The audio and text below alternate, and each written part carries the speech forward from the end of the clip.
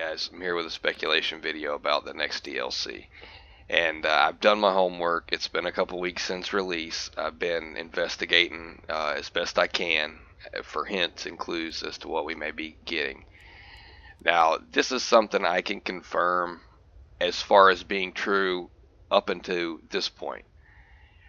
In every DLC, at the end of the DLC, there's a Warhammer 2 logo. In every DLC that's come before a Skaven release, there has been a Skaven symbol on that Warhammer logo. Now, if you'll look, the normal Warhammer logo does have Skaven symbols on it. And when I first heard about this conspiracy, that's what I assumed. It's like, somebody just hasn't noticed that it's on everything. But I went and I watched all the trailers meticulously, and the ones that don't have Skaven coming next are clean. They have no Skaven markings, but the ones that do have Skaven coming next do have a Skaven marking on them. Up until this point, it has been proven 100% true. The person that pointed this out to me with statistics was Broken Load Order. I'll link his channel down in the description. He does a lot of these sort of investigation videos, and I'm going to refer you to his channel for a few other points because he's already made them. I don't want to really highlight something that he's already highlighted. So what does this mean? You know, there's rumors like the community will just quit playing if we get some more Skaven stuff. But what I honestly think that means this time is there's going to be a White Dwarf initiative in the same respect as we got Gotrek and Felix and things of this nature. And I don't think that you're only going to get one White Dwarf unit. I think you'll get two. And we're going to talk about both of them here in a second. Now, we could get two, or we could get one, and it could fall into my second, the other unit could fall into my secondary conspiracy theory we got going here. But I think we're getting thankful. Well, why do I think this? Well, he's almost guaranteed to come from a White Dwarf initiative since he is a White Dwarf character. We got Gotrek and Felix. He's like the mirror opposite of them. You know, he's the guy that he's their antagonist. We've already got bone breakers now for more than one lord. We are missing armored rat ogres. There's no disputing that, and I don't know why they would leave them out, except for one reason, because there would be, I mean, where are you going to put them as far as the price range, right? Put them at maybe 900, 950 would be acceptable, but that's like a very small void to fill in an already fairly well padded out roster thanks to this last DLC. But we may get the unit itself. That may not come at all ever. I find it hard to believe they won't do that. But I want to move real quick. I don't want to get stuck on my race. But yeah, I think we're going to get Thankful in a White Dwarf initiative. I think also either you will get in this White Dwarf initiative Joseph Bugman, and the reason I say this is I'll refer you to the Broken Load Order again. There's some mobile game from China that involves Warhammer 2, and somehow it's tied in with CA2 if I understood it correctly. But he is a featured character in that. I mean, he's not featured, but he is. Screenshots have shown him or someone bearing his resemblance in several screenshots. And supposedly I mean, you'll have to watch this video, but supposedly there's the assets are just assets that are in game or plan to be in game in Warhammer 2. So there's a heavy possibility that he's coming to our game, to Total War. Now, he could come as a White Dwarf initiative, but as far as I know, he is an actual dwarf character. He's not a White Dwarf creation. So get me into what we know is most likely going to be one side of the DLC is going to be the Beastmen, my first love, and I think Joseph Bugman. If anybody knows the lore, you know that Joseph Bugman, awesome brewer, made some hella brews. And the Beastmen love getting drunk, and they do some bullshit and steal his brews. But So they kind of got like a back and forth rivalry there. Um, so he could just be a lord or a hero, and the dwarves could be getting brought into Warhammer 2. Now, I think that this is probably the most likely of the two situations because you've already had the Empire brought in that same fashion. You've had the Greenskins brought in that same fashion. So it only makes sense to bring the dwarves and the vampire coast in the same fashion.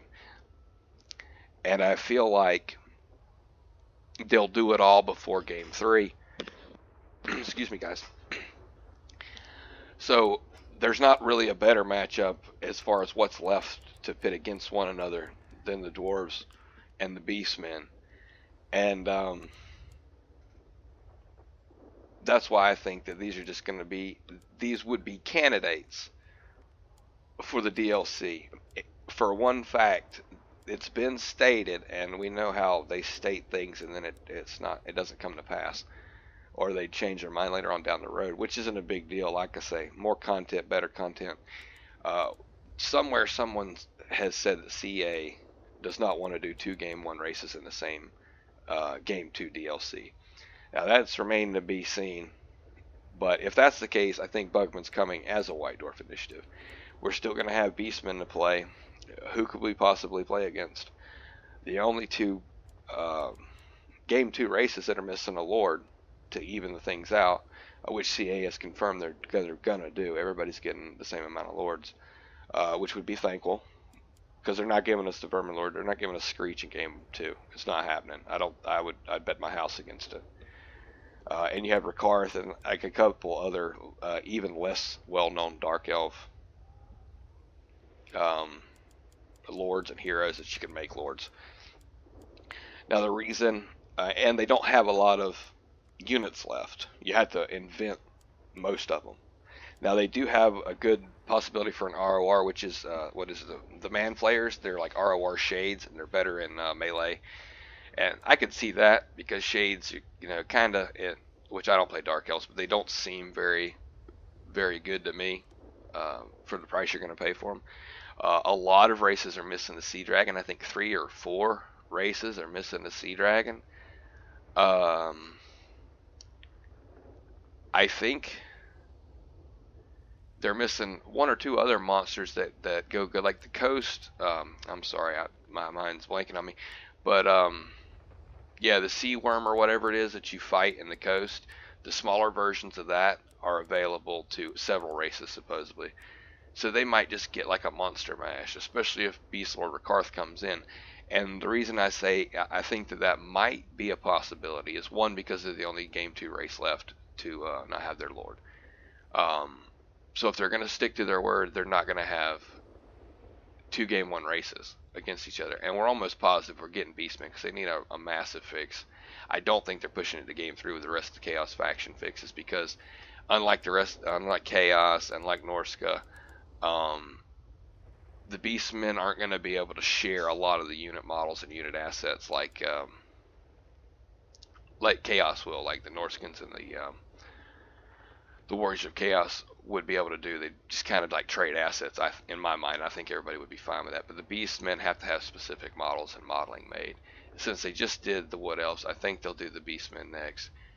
If you have Rakarth, you're going to kind of be back to the Black Ark theme. You're going to have monsters, the Black Ark.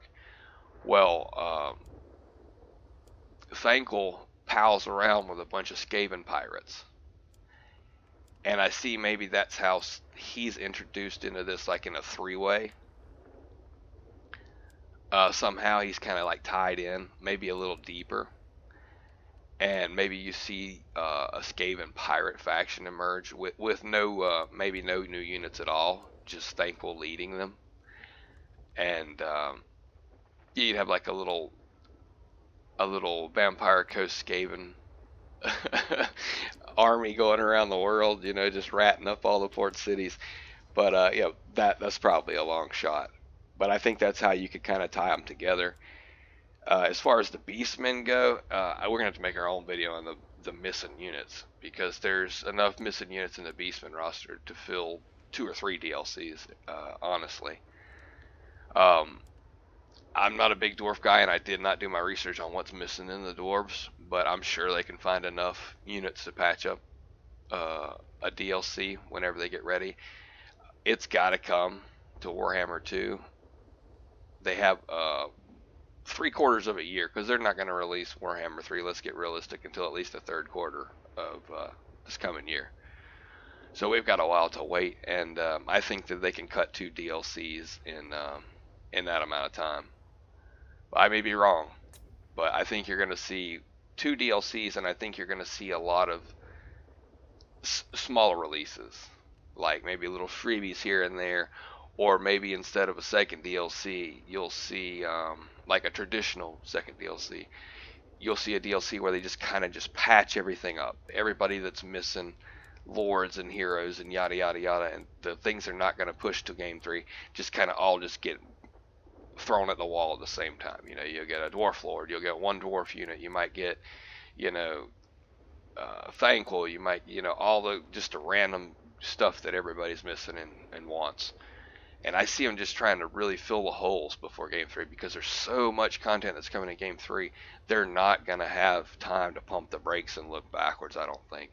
We're going to have so much pouring in game 3 that it's going to make game 1 and game 2 releases and release schedules and expectations. I think it's going to dwarf them. I think you're really going to see it's CA's time to shine in Warhammer 3. They've got lots of money. It's their flagship game. They're going to be selling like there's no tomorrow. They're more popular now than they've ever been. And I think they're gonna milk it, guys, and it's good for us. Every single model they add, I'll pay for. If you want to start selling models, buy the model unit. I'll pay you $1, $2, $3, what you want, CA. I give it to you. If you look at it from the perspective of like a board tabletop player, I mean, that's very reasonable. You pay $3 and you can play all the multiplayer till the end of time. You know, you buy your Iron Drakes. How much is that going to cost you in paint and models if you were doing it on the table? So it's reasonable. I don't. CA can make money as long as they make a good game that we enjoy. But I don't have a problem paying them to do it. That's my thoughts on that, guys. On the DLC, what might be coming to speculation. Beastman video coming out next. We're going to talk about all the units that we could possibly see in this next DLC. Again, check out Broken Load Order. He's got a lot of stats and like insider, because he keeps his eye on everything. He does the Reddit and all that stuff. I don't do any of that, guys. But yeah, he's got his nose to the ground. He's sniffing out the clues, and honestly, I think he's probably right as far as how Joseph Bugman's probably going to get employed, and all the little Skaven hints. I think we're going to get thankful with those Skaven hints. I don't think it hints at like a huge another Skaven DLC, because I think people would probably get upset if that was to happen. I don't think anybody would quit playing the game, and I don't think it would tip the balance, because you only have a set amount of funds. And it's not like every DLC you get extra gold to pick in multiplayer. You get to add more units. I mean, so you know, there's always be a meta that pans itself out, and nothing's ever going to be extremely overpowered just because they have a lot of choices. It's just going to make them more flexible. But that's my thoughts on it, guys. Stay tuned for the Beastman video. It'll be coming soon. Appreciate you guys watching. Like, subscribe, leave comments, guys. Add me on Steam, DeBong420. Catch you guys in the next one. Thanks for watching.